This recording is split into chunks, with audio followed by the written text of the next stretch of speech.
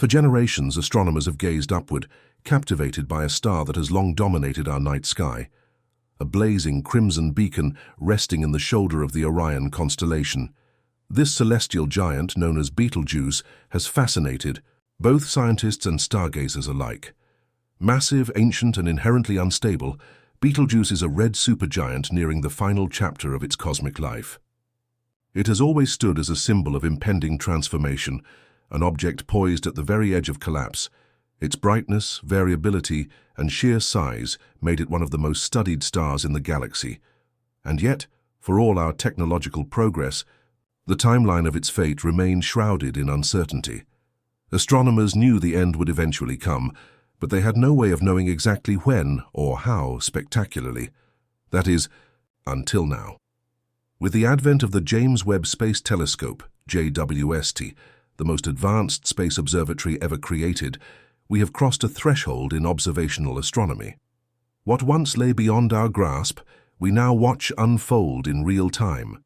The death throes of a star, captured moment by moment. For the first time in human history, we are not merely theorizing about the end of a massive star. We are witnessing it with our own eyes, and what we are seeing is nothing short of extraordinary. Betelgeuse, a star over 700 times the size of our Sun and nearly 20 times its mass, has begun its collapse. In 2019, astronomers around the world were stunned when the star dimmed dramatically over several months. The event ignited global speculation. Was this the beginning of the end? Had the countdown truly begun? Many suspected it might be a surface disturbance or a temporary expulsion of gas. But the truth, as we now know from Webb's data, was much more profound. Using its powerful infrared instruments, JWST peered through the dense clouds of gas and dust surrounding Betelgeuse to reveal a complex and chaotic scene. Magnetic fields are spiraling into disorder.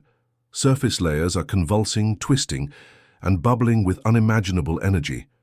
Giant plumes of plasma, thousands of kilometers wide, are being ejected into space. Convective bubbles, some as large as Jupiter, erupt from the star's surface, breaking apart in spectacular displays of heat and light. This is not just the slow fade of an aging star. This is a transformation, a cosmic unraveling of matter and energy that signals the star's core can no longer support itself. Deep within, the balance between gravity and pressure has been lost.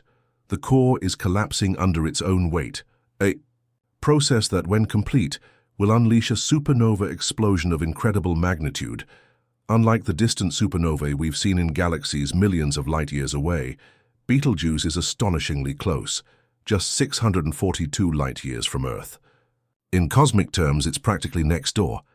This proximity changes everything. For the first time, we are positioned to study the full anatomy of a supernova in real time, from the earliest tremors of collapse to the final explosion and its aftermath, and the implications are immense. A supernova is not merely the end of a star, it is also the birthplace of something new. These violent stellar deaths are responsible for creating nearly all the heavy elements in the universe: carbon, oxygen, calcium, iron, and beyond. Without them, Earth would not exist. Life would not exist. You and I would not exist. What Webb is capturing is not just a brilliant spectacle, it's a blueprint of creation. It's the universe showing us how it recycles itself, how it builds new stars, new planets, and potentially new life from the ashes of the old. In the depths of Webb's spectral data, astronomers have uncovered signs of previously unobservable phenomena.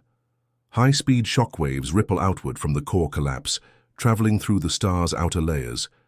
Discrete bands of light, encoded messages in energy, reveal the emergence of rare elements like technetium and yttrium, created only during the final explosive stages of stellar death. These fingerprints allow scientists to trace the path of matter across time and space, connecting the death of Betelgeuse to the formation of new worlds and ultimately the molecules in our very bodies. But this event is doing more than confirming what we thought we knew. It's challenging the boundaries of our understanding.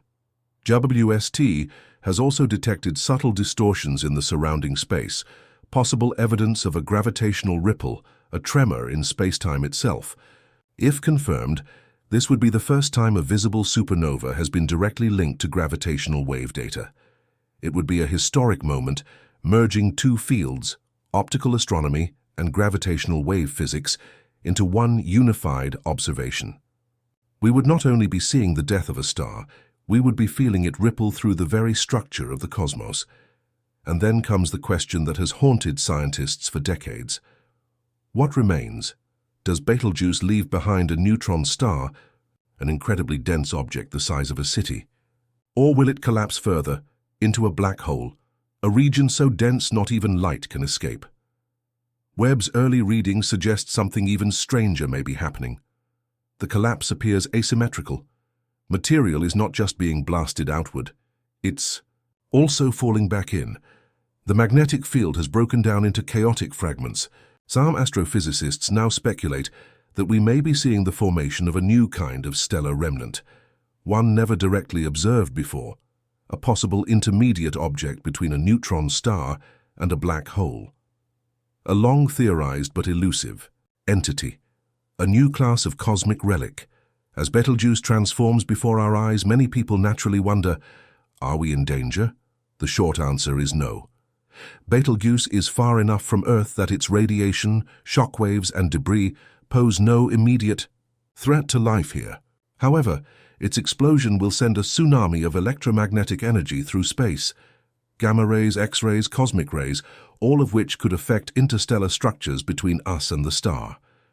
Over the next centuries, this energy may reshape dust clouds, alter the pathways of starlight, and even influence the conditions under which new stars and planets form.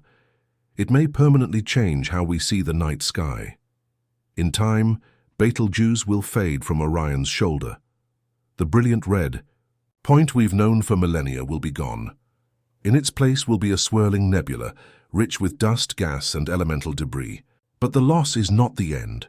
It is the beginning of something new. That is the paradox of stellar death. It is both a funeral and a birth.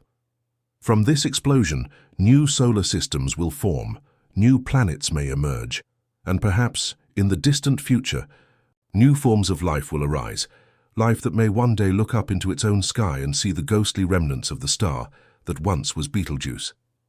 This story is not just about astronomy. It is about us. The elements forged in Betelgeuse's core, carbon, nitrogen, oxygen, iron, are the same elements that make up every cell in your body. Every heartbeat, every breath, every thought you've ever had is a product of stars that lived and died billions of years ago. To watch Betelgeuse die is to watch the cycle of life unfold on a cosmic scale. It's not just a scientific observation, it's a reminder of where we come from and a glimpse of where everything might be going. Thanks to the James Webb Space Telescope, we are witnessing one of the greatest transformations in the observable universe. We are not just spectators, we are participants in a shared cosmic history. And this event, this star, this death, this light, may echo across time longer than any civilization on Earth ever will. In the silence of space, Betelgeuse has begun its final act. But in its collapse, it has left behind a message, a cosmic letter written in light, energy, and matter. A message that began long before Earth existed and will continue long after we are gone. The universe has more to say. The question is, are we ready to listen?